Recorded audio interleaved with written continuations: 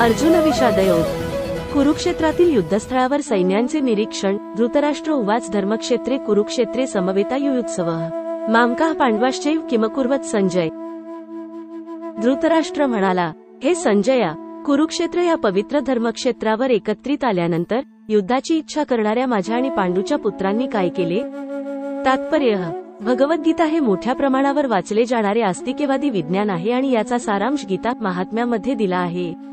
त्या ठिकाणी सांगण्यात आले आहे की मनुष्याने भगवान श्रीकृष्णांच्या भक्तांच्या साह्याने भगवद्गीतेचे अत्यंत काळजीपूर्वक अध्ययन केले पाहिजे आणि या प्रकारे वैयक्तिक हेतुपूर्वक अर्थ न लावता कृष्ण भक्ताकडून ती समजून घेतली पाहिजे। भगवद्गीता ही कोणत्या पद्धतीने जाणून घ्यावी याविषयीचे स्पष्ट उदाहरण गीतेमध्येच आहे आणि ते म्हणजे अर्जुन होय। त्याने भगवद्गीता प्रत्यक्ष भगवंतांकडून श्रवण करून जाणून घेतली। एखादा अशा वैयक्तिक हेतुरहित गुरुशिष्य परंपरेमधून ज्ञान जाणून घेण्याइतपत भाग्यवान असेल तर त्याला समग्र वैदिक ज्ञान तसेच जगातील इतर सर्व शास्त्रांमधील ज्ञान समजते। या ज्ञानाव्यतिरिक्त इतर शास्त्रांमध्ये न आढळणाऱ्या देखील सर्व गोष्टी तो भगवद्गीतेमध्ये पाहू शकेल। भगवद्गीतेचे हे एक दुर्मिळ वैशिष्ट्य आहे। हे ज्ञान साक्षात पुरुषोत्तम भगवान श्रीकृष्णांनी सांगितल्यामुळे परिपूर्ण असे आस्तिकवादी विज्ञान आहे। महाभारतात धृतराष्ट्र आणि संजय यांनी केलेली चर्चा ही या श्रेष्ठ तत्वज्ञानाचा मूलभूत आधार आहे। पुरातन वैदिक काळापासून पवित्र तीर्थस्थळ असणाऱ्या कुरुक्षेत्र या ठिकाणी गीतेमधील तत्वज्ञान सांगण्यात आल्याचे आपल्याला समजून येते। स्वतः भगवंत या पृथ्वीतलावर होते तेव्हा मानव समाजाच्या मार्गदर्शनाकरिता त्यांनी हे ज्ञान सांगितले। कारण कुरुक्षेत्राच्या युद्धभूमीवर पुरुषोत्तम श्री भगवान अर्जुनाच्या बाजूने उपस्थित होते। कुरूंचा पिता धृतराष्ट्र हा आपल्या पुत्रांच्या अंतिम विजयासंबंधी अत्यंत साशंक होता आणि त्यामुळेच त्याने आपला सचिव संजय याच्याकडे विचारणा केली की त्यांनी काय केले। पूर्ण निर्धारयुक्त युद्ध करण्याच्या सिद्धतेनेच स्वतःचे आणि आपला धाकटा भाऊ पांडू याचे पुत्र कुरुक्षेत्र येथील रणभूमीवर एकत्र आले असल्याची त्याला पुरेपूर माहिती होती।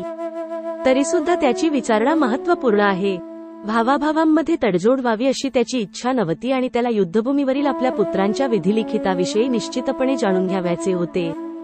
कुरुक्षेत्राचा वैदिक साहित्यामध्ये स्वर्गातील देवतांसाठी सुद्धा पूजनीय असे स्थान म्हणून उल्लेख करण्यात आला आहे आणि अशा पवित्र कुरुक्षेत्रावर युद्ध करण्याचे ठरविल्याने युद्धातील अंतिम निर्णयावर होणाऱ्या परिणामाने तर धृतराष्ट्र आणखी भयभीत झाला। याचा प्रभाव अर्जुन आणि इतर पांडुपुत्र स्वाभाविकतच सद्गुणी असल्यामुळे त्यांना अनुकूल असाच होणार हे तो उत्तम रीतीने जाणून होता। संजय हा व्यासांचा शिष्य होता।